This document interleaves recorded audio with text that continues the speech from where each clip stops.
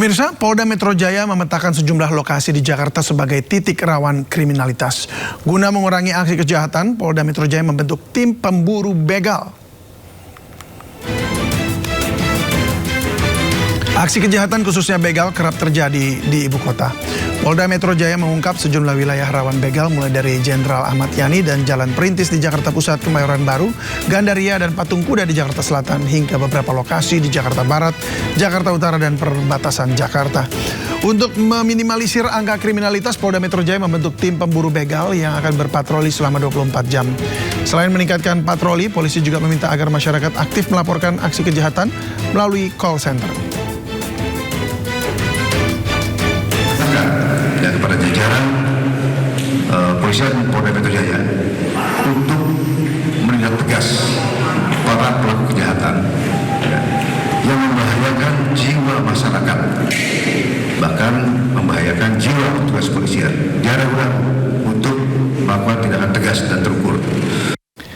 Tindakan tegas sebagai upaya pemberantasan kejahatan jalanan mulai diberlakukan. Dua pemuda yang jadi DPO dan kerap melakukan aksi begal, perampokan hingga pencurian dibekuk di kawasan Pasar Rebo, Jakarta Timur. Bahkan polisi harus bertindak tegas dengan melumpuhkan keduanya dengan timah panas. Dua pelaku pencurian motor terekam CCTV saat menggasak motor warga yang terparkir di kawasan Cikarang, Kabupaten Bekasi. Aksi pelaku pun viral karena tergolong nekat dilakukan saat siang hari di tengah kesibukan aktivitas warga. Tak butuh waktu lama, polisi yang sudah mengetahui identitas kedua pelaku, JF dan AS, segera menggelandangnya ke Polda Metro Jaya. Keduanya sudah masuk target operasi polisi karena kerap melakukan tindak pidana pencurian dengan kekerasan dan pencurian dengan pemberatan.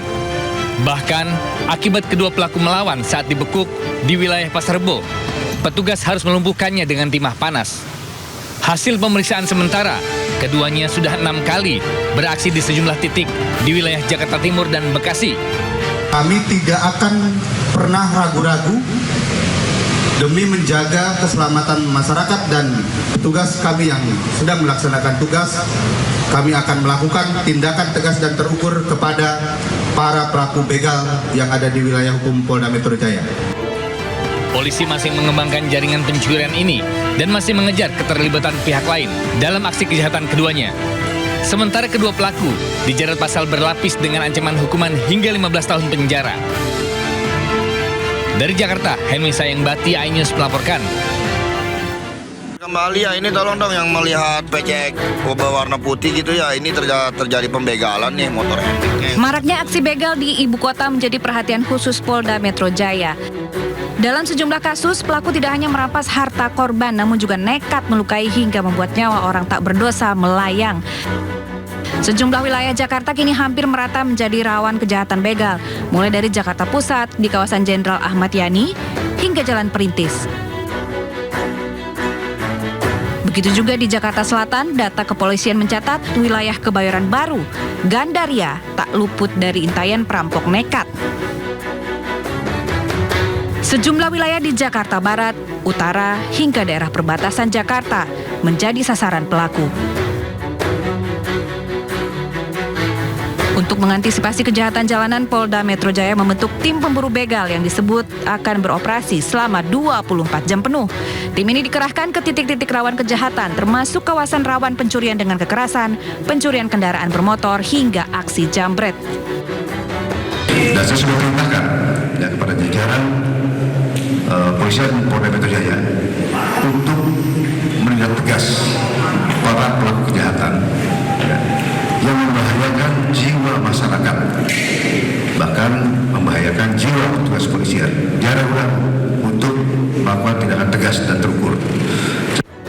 Selain meningkatkan patroli, polisi juga meminta agar masyarakat aktif melaporkan aksi kejahatan yang mereka temui melalui call center 110.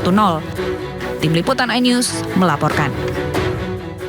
Begal dan kejahatan jalanan di Jakarta semakin meresahkan warga. Polda Metro Jaya akhirnya turun tangan dengan membentuk tim pemburu begal yang siap siaga 24 jam.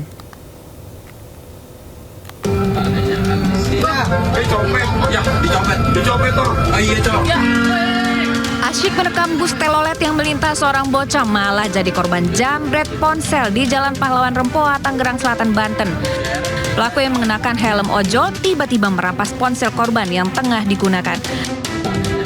Panik ponselnya dirampas, korban sempat mengejar pelaku namun sia-sia. Sementara sejumlah penumpang bus yang melihat kejadian ini hanya bisa berteriak serta menyalakan klakson untuk mengundang perhatian warga. Usai kejadian, bersama orang tuanya korban melapor ke polisi. Ada satu unit handphone merek Oppo, dan di dalam satu handphone ada voucher game sebesar 500.000. Polisi mengingatkan dan meminta orang tua untuk selalu mengawasi anaknya dengan tidak menggunakan ponsel serta menggunakan sepeda listrik di jalan raya. Saat ini polisi juga masih mengejar pelaku. Dari Tangerang Selatan, Banten, Nunung Purnomo, iNews melaporkan.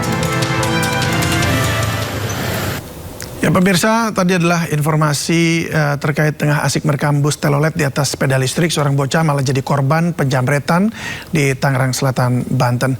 Dan berikutnya pemirsa, pembacaan tuntutan terhadap 4 anggota TNI yang terlibat kasus penyiraman air keras terhadap aktivis Kontras Andri Yunus batal dilakukan pada hari ini.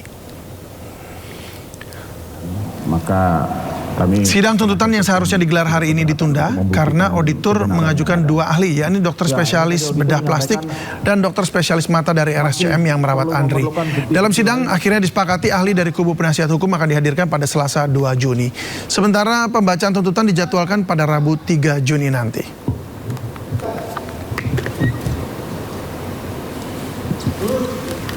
Pemirsa, di luar kebiasaan, Presiden Prabowo Subianto hadir langsung di sidang paripurna DPR RI untuk menyampaikan kerangka ekonomi dan kebijakan fiskal 2027.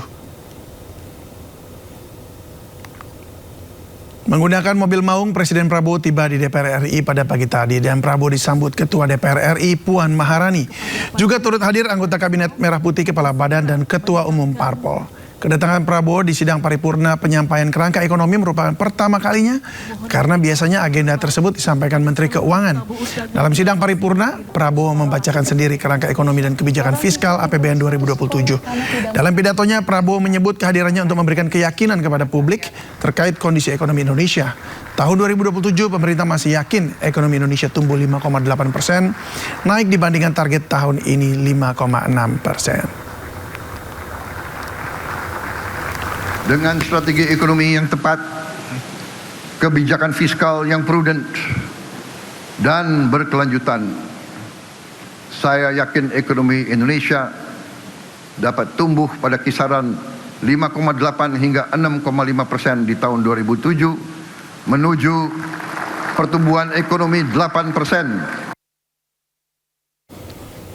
Dalam sidang paripurna DPR RI, Presiden Prabowo Subianto mengumumkan diterbitkannya peraturan pemerintah tentang tata kelola ekspor komoditas sumber daya alam.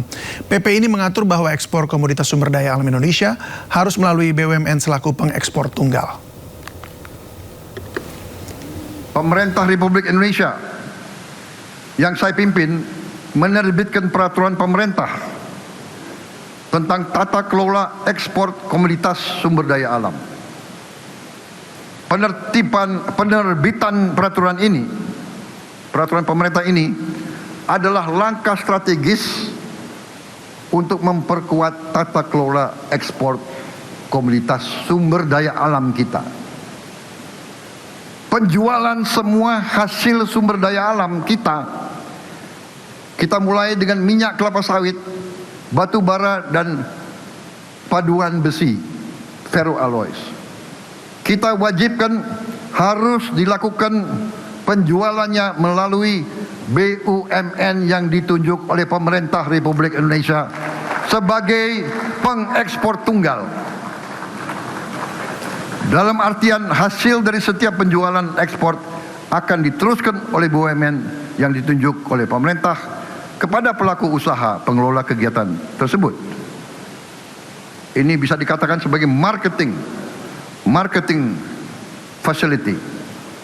Tujuan utama kebijakan ini adalah memperkuat pengawasan dan monitoring serta memberantas praktek kurang bayar, under invoicing, praktek pemindahan harga, transfer pricing, dan pelarian devisa hasil ekspor. Saudara-saudara sekalian, kebijakan ini akan optimalkan penerimaan pajak dan penerimaan negara atas pengelolaan dan penjualan sumber daya alam kita. Dengan kebijakan ini, kita berharap bahwa penerimaan kita bisa seperti Meksiko, seperti Filipina, seperti negara-negara tetangga kita. Kita tidak mau penerimaan kita paling rendah karena kita tidak berani mengelola milik kita sendiri.